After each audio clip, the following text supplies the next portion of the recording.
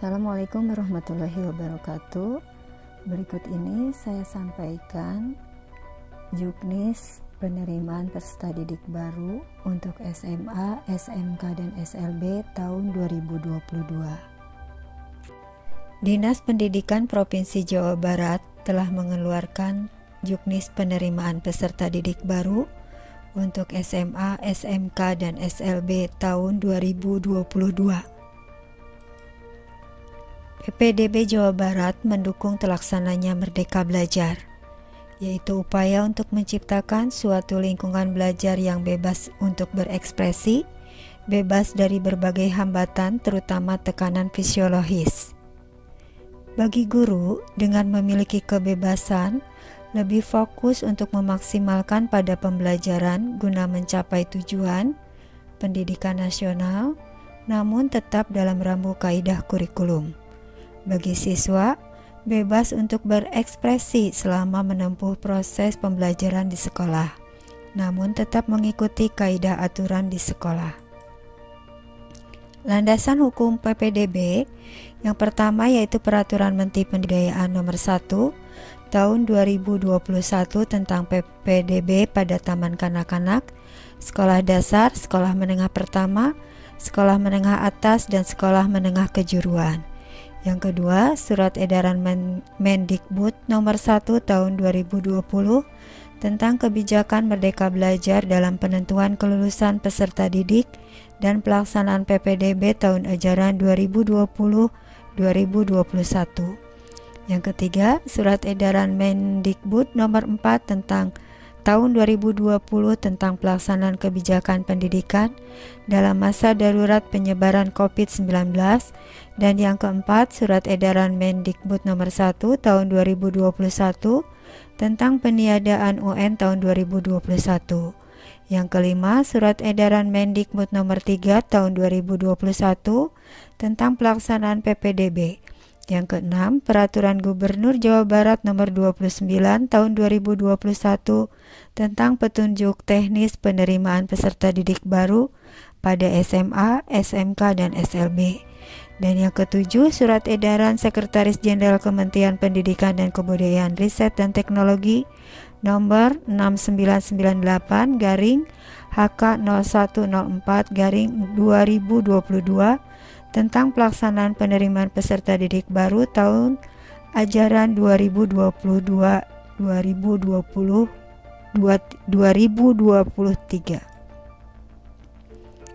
Adapun pelaksanaan PPDB yaitu objektif, akuntabel, dan transparan. Dokumen persyaratan PPDB untuk umum yaitu ijazah, akta kelahiran, kartu keluarga minimal 1 tahun, KTP, buku rapor untuk semester 1 sampai dengan 5, dan yang terakhir surat tanggung jawab mutlak orang tua.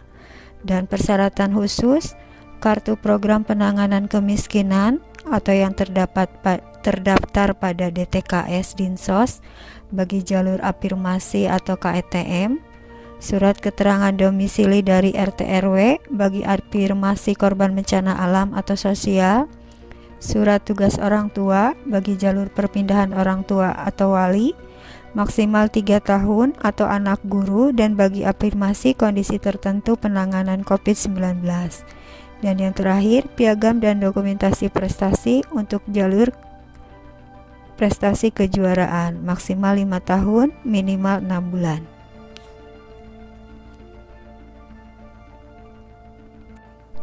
Untuk identitas kependudukan, yaitu KK yang belum 1 tahun atau penerbitan KK baru karena perubahan anggota keluarga, misalnya meninggal dunia, kelahiran, atau kepindahan anggota keluarga, dapat melampirkan surat keterangan dari RT atau RW atau kelurahan yang menerangkan lamanya berdomisili, sesuai Surat Edaran Kemendagri Dirjen Dukcapil nomor 471/1391/Dukcapil 21 April 2021.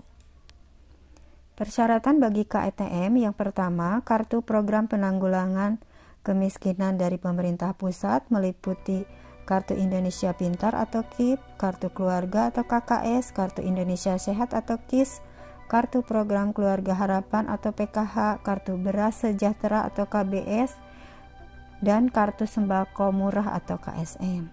Yang kedua, terdaftar pada Data Terpadu Kesejahteraan Sosial atau DTKS pada perangkat daerah yang melaksanakan urusan pemerintahan bidang sosial. Atau yang ketiga, surat keterangan tidak mampu dari kelurahan untuk ditindaklanjuti dengan visitasi dari panitia PPDB Satuan Pendidikan Tujuan, dan surat berita acara hasil musyawarah kelurahan tentang warga yang layak masuk DTKS. Catatan, jika nomor 3, jika memiliki surat berita acara hasil musyawarah kelurahan, tidak perlu divisitasi. Nah, untuk persyaratan usia, calon peserta didik baru kelas 10, SMA atau SMK harus memenuhi persyaratan. Yang pertama, berusia paling tinggi 21 tahun pada tanggal 1 Juli tahun pelajaran dan telah menyelesaikan kelas 9 SMP atau bentuk lain yang sederajat. Persyaratan usia dikecualikan untuk sekolah dengan kriteria menyelenggarakan pendidikan khusus, menyelenggarakan pendidikan layanan khusus, dan berada di daerah tertinggal, terdepan, dan terluar. Persyaratan bagi lulusan dari luar negeri, yaitu calon peserta didik baru kelas 10 yang berasal dari sekolah di luar negeri, WNI maupun WNA harus mendapatkan surat rekomendasi izin belajar. Permohonan surat rekomendasi izin belajar disampaikan kepada Direktur Jenderal yang membidangi pendidikan menengah untuk calon peserta didik baru SMA dan Direktur Jenderal yang membidangi pendidikan vokasi untuk calon peserta didik baru SMK.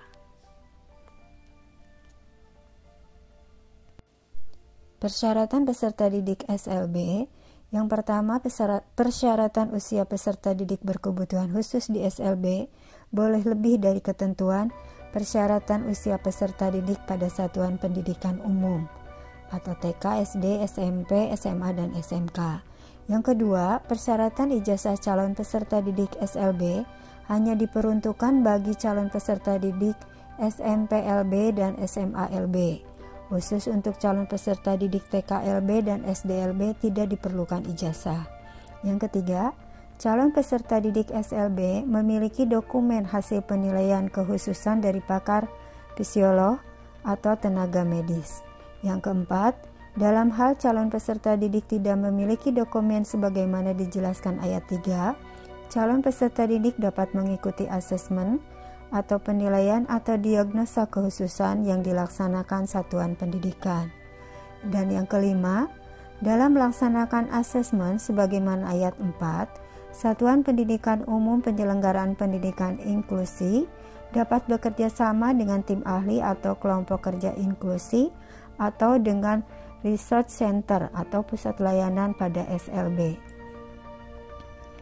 Untuk kuota tiap jalur PPDB, untuk SMA, prestasi 25%, perpindahan tugas 5%, afirmasi 20%, dan zonasi 50%. Untuk SMK, prestasi kejuaraan 5%, afirmasi 20%, prestasi rapot 60%, prioritas terdekat 10%, dan perpindahan 5%.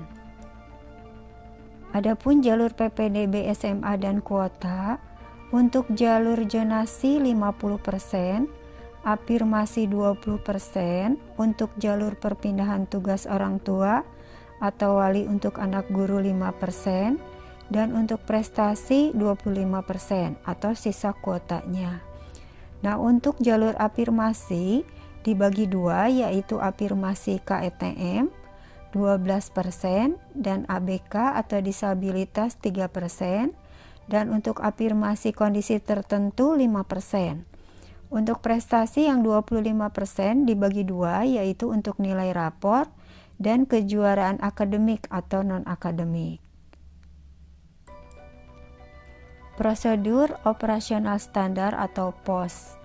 Setiap SMA, SMK, dan SLB menginformasikan dan mengunggah pada website PPDB Disdik Jabar. Untuk afirmasi PPDB tahun 2022 terdiri dari 3, yaitu KETM 12%, anak berkebutuhan khusus 3%, dan kondisi tertentu 5%. Adapun jalur PPDB SMK terdiri dari 4, yaitu afirmasi 20%, prioritas terdekat 10%, perpindahan tugas orang tua atau wali atau anak guru 5%, prestasi 65%. Untuk afirmasi dibagi 3, untuk KETM 12%, ABK atau disabilitas 3%, kondisi tertentu 5%. Dan untuk prestasi ada prestasi rapor 60%, kejuaraan 5%. Nah, untuk rapor dibagi 2, persiapan kelas industri 35%, dan untuk umum 25%.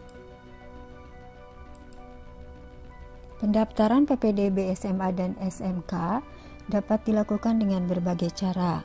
Yang pertama, dalam jaringan atau online secara mandiri atau oleh operator sekolah asal dengan alamat ppdb.disdik.jabarprop.go.id, atau yang kedua, sekolah tujuan atau luar jaringan atau offline jika tidak ada atau terkendala jaringan internet dengan penerapan protokol COVID-19 dengan alamat sekolah pilihan ke-1. Waktunya dari jam 8 sampai pukul 20 kalau daring, dan dari jam 8 pagi sampai pukul 14 kalau luring. Pendaftaran PPDB SMA dan SMK untuk tahap 1 dimulai dari tanggal 6 Juni sampai dengan 10 Juni 2022. Untuk SMA, jalurnya afirmasi, perpindahan tugas, prestasi terdiri dari nilai rapor dan kejuaraan.